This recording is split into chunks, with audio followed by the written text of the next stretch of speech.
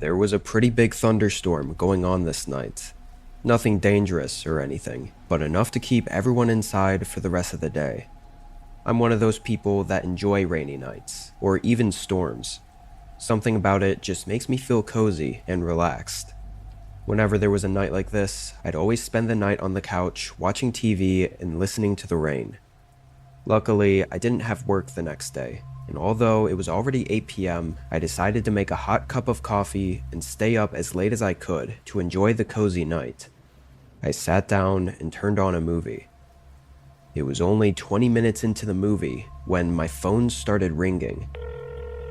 I picked it up and looked at the number, but didn't recognize it. However, the area code was from this city. I answered just in case, always worried it might be something important, or someone I knew, but just didn't have their number saved. Hello? No one said anything. Can I help you? Hello? Still, no one spoke. Oddly, I could tell it wasn't a dead line though, like I could hear background noise. It was messy, and after thinking about it for a couple seconds, it kinda sounded like the storm or rain outside, so I knew someone was there, but they just weren't talking. Feeling weird, I hung up. I couldn't really think of any reason someone would call and say nothing. I figured it had to be a mistake or a scam of some kind, even though it wasn't the typical robot voice or whatever. I tossed my phone back on the end table and continued watching TV. I got pretty well into the movie, probably an hour through, when in just a matter of seconds, the storm outside got increasingly louder, like it really picked up.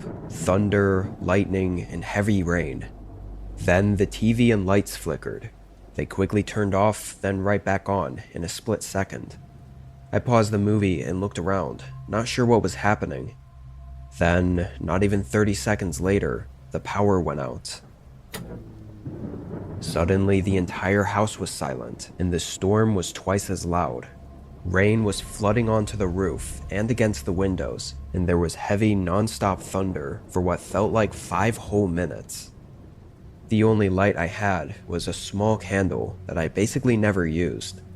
Obviously, I had my phone too, but I didn't want to waste its battery, especially since I didn't know how long this would last for. I lit the candle, then figured I'd just double check the breaker box downstairs. I went down and saw the switch was loose.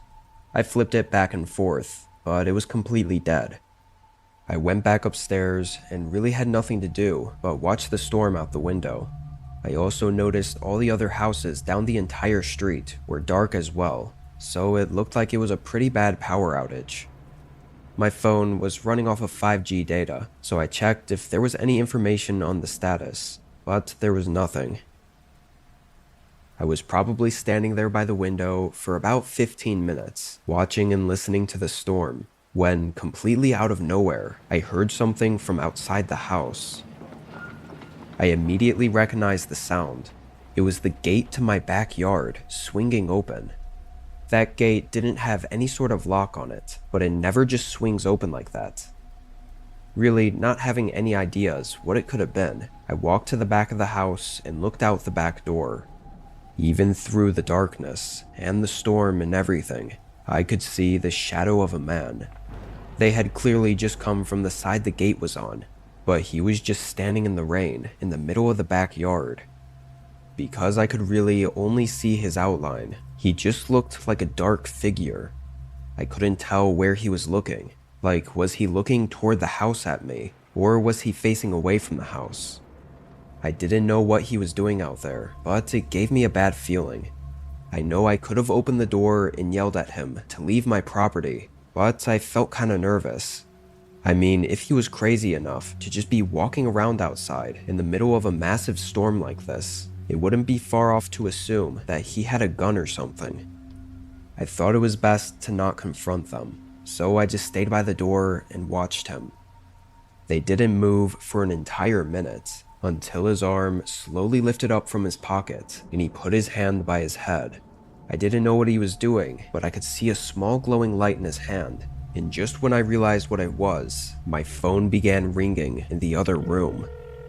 It didn't take me all but 2 seconds to understand what was going on. This random guy outside my house was calling me.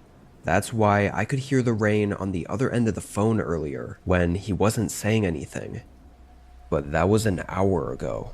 Had he been out in the storm, standing outside my home the whole time? Freaking out, I hurried into the living room and grabbed my phone, confirming it was the same number. Then, without answering it, I went back to the door. The man was gone. This freaked me out. Why didn't I just stay by the door and keep an eye on him? I felt stupid. I didn't like standing by the door though, knowing he might be somewhere out there watching me, while I couldn't see him. I went back to the living room. I thought about calling the cops, but I really didn't know what to say. Like, someone called me twice and was outside my home, but I had no proof it was the same person, or that they were doing anything wrong aside from being in my backyard. Not too long later, my phone rang again. It made me jump, even though I was half expecting it. That's how freaked out I was. I declined the call, and only seconds later, a loud knock came from the front door. They called again, while continuing to knock on the door. These were heavy hits too, shaking the walls of the house. I turned my phone on silent, and embarrassingly, I kind of froze up and did nothing. I know how dumb that sounds, but I've never been in a situation like that before, and when you add in the storm and the power outage, it just made it all worse. I think it took 30 seconds, and for them to begin hitting the door even more aggressively, before I finally snapped out of it and called the police. My hands were shaking as I held the phone. They said an officer was heading over right away, and they were about 4 minutes from me. I continued to inform them of what I knew, and the man didn't let off hitting the door. This went on for the entire time that I was waiting for the cop to arrive. Finally, the operator said that they were on my street. A few moments later, I heard someone yelling. I hurried up to the window and just caught sight of the officer chasing him. They ran off into the storm, and I couldn't see anything after that. I think I waited 2 minutes before the officer came back empty-handed. The guy was able to get away. I was actually impressed by how much the police department tried to help me though. They did a pretty thorough investigation and seemed to take it seriously, probably because they actually saw and chased the guy. But the only real lead was the phone number, and it ended up being a dead end. I tried coming up with anyone who would be out to get me like this, but I had no idea. The case kind of died out, and since then, I've never gotten any calls from that number, or seen anything else. I don't remember exactly what year it was that this happened, but I've never really been able to shake the horror I felt that night. It's one of those things you assume would never happen to you, or that only happens in the movies. But being that naive only makes it 100 times more terrifying if you are unfortunate enough to experience something similar. I was young at the time, being in middle school, kind of at that age where I was starting to feel like I was growing up a bit. You know, feeling more like a man, I guess, which is silly to think about looking back. Anyway, it was summer, so most of my days were spent hanging out with my friends, either outside or gaming inside. This weekend was special though. My parents were taking a short road trip to a city 8 hours away to relive their honeymoon, or something like that. I didn't care too much about the details, because all I could think about was how excited I was to have the house to myself and invite my friends to sleep over with no rules to follow or anything. They left early Saturday morning, so when I woke up, they were already gone. I immediately texted my best friend, Finn. The only issue was that his parents definitely wouldn't let him over if they knew that there were no adults in the house. But with a little bit of lying, Finn was allowed to come over. Now, he wasn't going to be at my place until later in the day, like 6-ish, but being excited, I opened up the front windows so I could see when he got here later. However, when I did, I quickly noticed a man outside.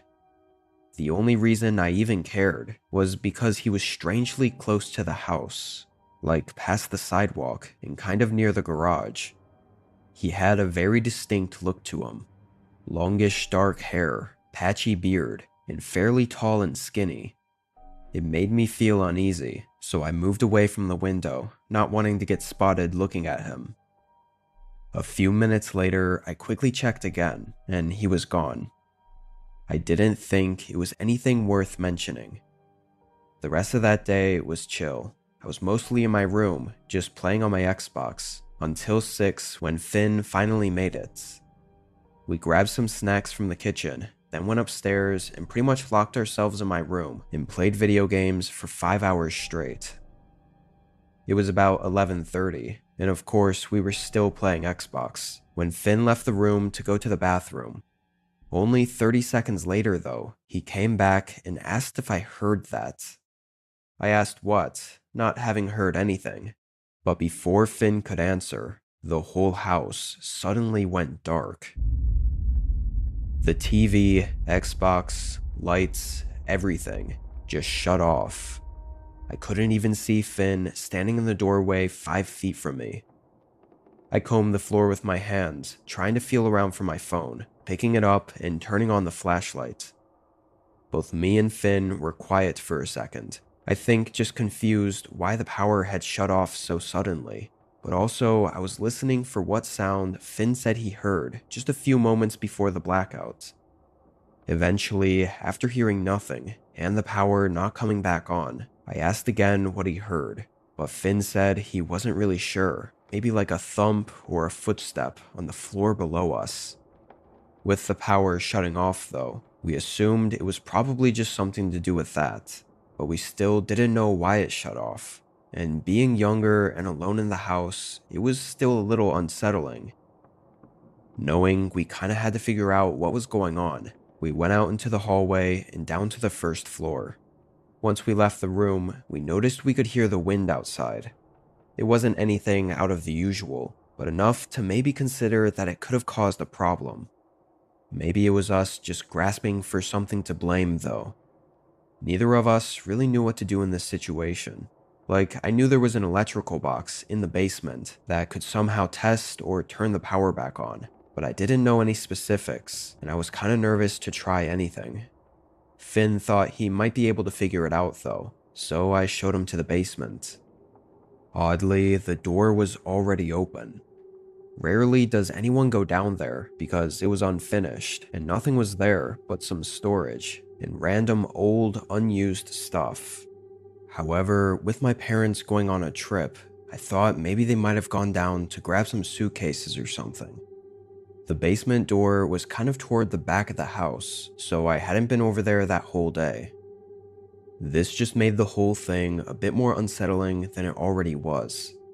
We still had our phone flashlights on, so Finn led the way as we walked down the creaky wooden stairs and into the basement. It wasn't very big, kind of like a wide corridor with concrete walls and a few boxes and loose items stacked up along the wall. Obviously, it was extremely dark.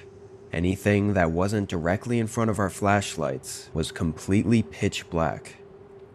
We went over to the electrical box. The panel that covered it was already partially opened. Finn looked around at it, but I think now that he was down here, he was also just as nervous as I was about trying anything. The main, larger switch was the only one that was flipped to the opposite side from all the rest though. Of course, we didn't know what this meant, but after a bit of hesitation, he flipped it over. Immediately, there were a bunch of faint beeping sounds and random startup noises from all the appliances on the floor above us. The basement was still completely dark though, as we never even tried turning the lights on before going down there. There was only a single sliver of light shining down the staircase from the first floor. We started walking back down the corridor to get to the stairs, but just before we got there, a sudden shuffling sound came from the other side of the basement. Both of us stopped moving, and I shined my light in that direction. In the dark, someone was standing there. I could see their shape outlined in the light, and I immediately recognized their tall, skinny appearance and long, dark hair. He was standing sort of behind some boxes, which casted a shadow over his face, so I couldn't tell if we were making eye contact or not, or if he was sure that we saw him. I turned and booked it up the stairs. Finn followed close behind. I slammed the door behind us, and we just ran right out the front door. Both of us were understandably freaking out. We ran across the street, and I started a call with 911. It was pretty clear as we stood there, and all the other houses' lights were on, that the man in the basement had shut off the power. While on the phone, getting updates from the operator, we saw a figure move past one of the downstairs windows. Then, 15 seconds later, they moved past an upstairs window. I think it was the one to my parents' room that they were walking around in. But for the next couple minutes, we saw nothing else before police arrived. They went in, and nobody was there. He'd already left out one of the back windows. Of course, my parents were called, and there were a ton of questions, but ultimately, nothing came of it.